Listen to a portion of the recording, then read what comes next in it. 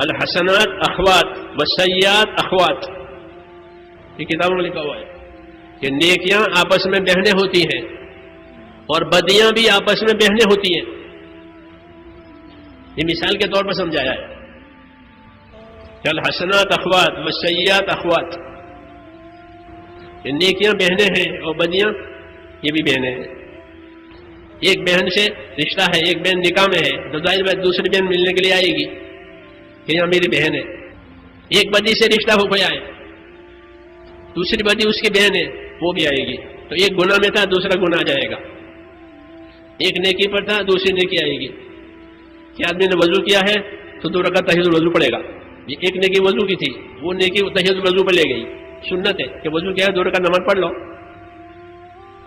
وضو کا حق یہی ہے کہ 2 رکعت سنت 2 رکعت تحیۃ الوضو پڑھے. تو ایک نیکی کی تھی وضو، تو وہ دوسری نیکی پر لے گیا، یعنی تحیۃ الوضو پڑھی.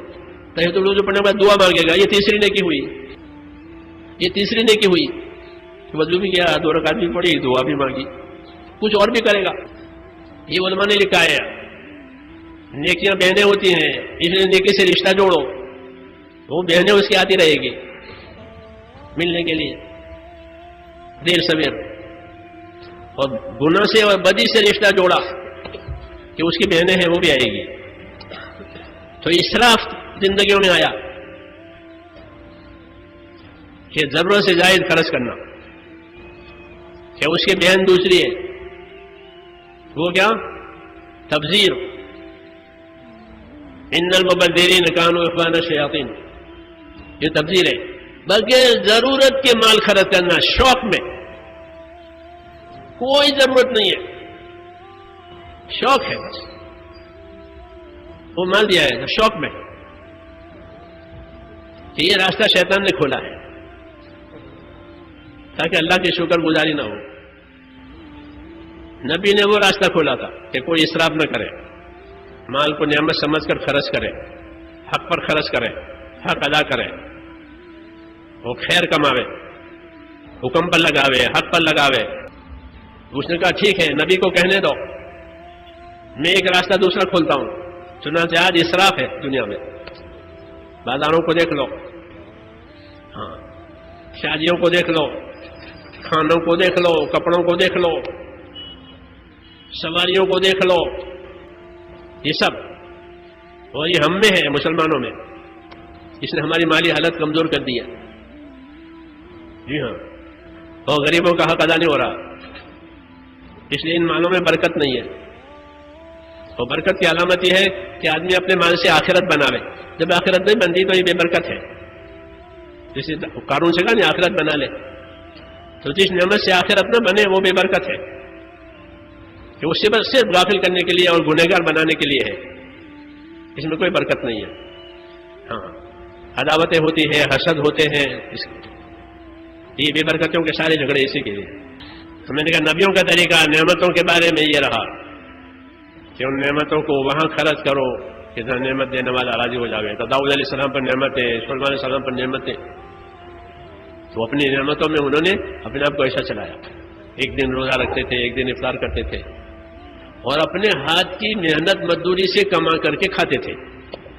یہ حدیثوں میں، حالانکہ وہ بادشاہ ہیں، ان کے پاس بیت المال ہے، خزانہ ہے، اس میں سے نہیں لیتے تھے، اجتماعی مال میں سے، اجتماعی مال میں سے نہیں لیتے تھے، اپنے ہاتھ سے کما کر کھاتے. لوہے کا کام کرتے تھے داؤد علیہ السلام. زکریا علیہ السلام لکڑی کا کام کرتے تھے، داؤد علیہ السلام لوہے کا کام کرتے تھے. لوہے سے لوہے کی چیزیں بناتے تھے، اسے جو آمدنی آتی تھی اس سے کھاتے تھے.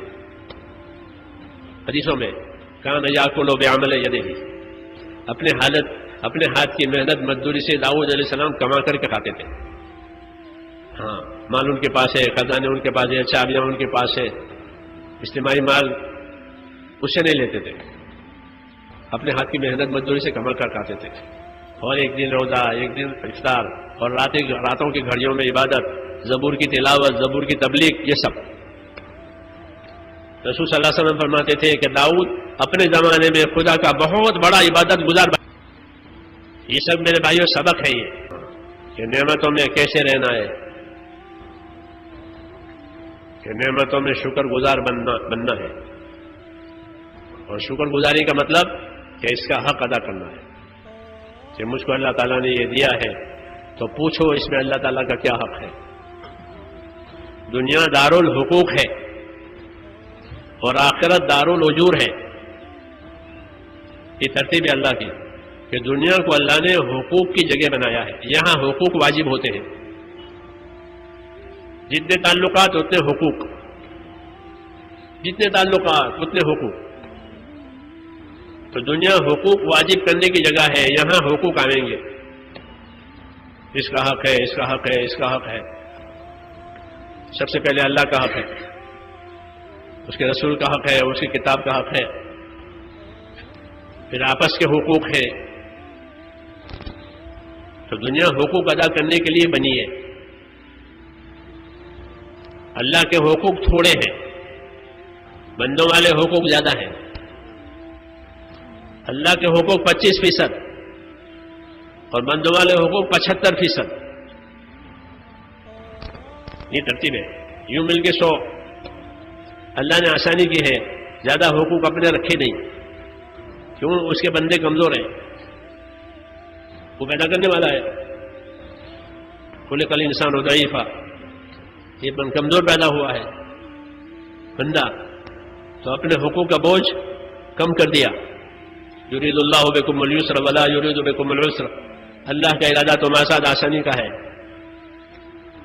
دشواری کا ارادہ ہی نہیں ہے۔ یہ فرمایا دشواری کا ارادہ ہی نہیں ہے، آسانی کا ارادہ، اس لیے اپنے حقوق تھوڑے رکھے، اور اس میں بھی معافی کی گنجائش، اس میں معافی کی گنجائش، میرا اپنا حق ہے، معاف کر دوں گا۔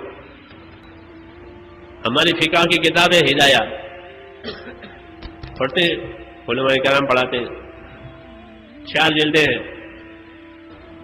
پہلی جلد جو ہے طہارت سے شروع ہو کر کے حج پر ختم ہو جائے گی، یہ اللہ کا حق، یہ اللہ کا حق ہو گیا۔ پھر دوسری شروع ہوگی، وہ نکاح سے لے کر کے میراث تک، 3 جلدیں نکاح سے شروع ہوگا، کہاں تک؟ وصیت اور میراث آخری، یہ 3 جلدوں میں۔ اس لیے کہتے ہیں 25% اللہ کا اور 75% تمہارا اپنا۔ یہ دین ہے کہ حقوق بتائے ہیں اور اس میں انصاف اور احسان کا حکم دیا ہے۔ کس کا؟ اپنے دین کو سمجھنے کی ضرورت ہے، یاد رکھو، ہم دین سمجھیں گے تو کسی کو سمجھائیں گے۔ تو یہ حقوق واجب کیے ہیں، اور اس میں انصاف اور احسان کا حکم دیا کہ ان حقوق میں انصاف کے ساتھ رہو، جس کا جو حق ہے ادا کرو، اور اپنی طرف سے احسان بھی کرو، تو تمہارے ساتھ اللہ احسان کریں گے۔ انصاف سکھایا، احسان سکھایا، اور ایک ایک حق کی ذمہ داری دی کہ حق ادا کر کے دنیا میں رہو۔ ہاں، حقوق ادا کرو گے کہ خوشحال رہو گے۔ کیا ہو گے؟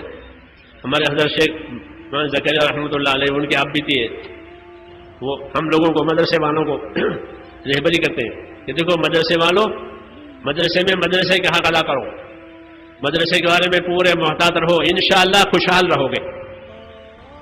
یہ سب کے لیے ہے کہ جو جن کے ذمہ جس کے حقوق ہیں اس حقوق کی ادائیگی میں رہے گا، خوشحال رہے گا۔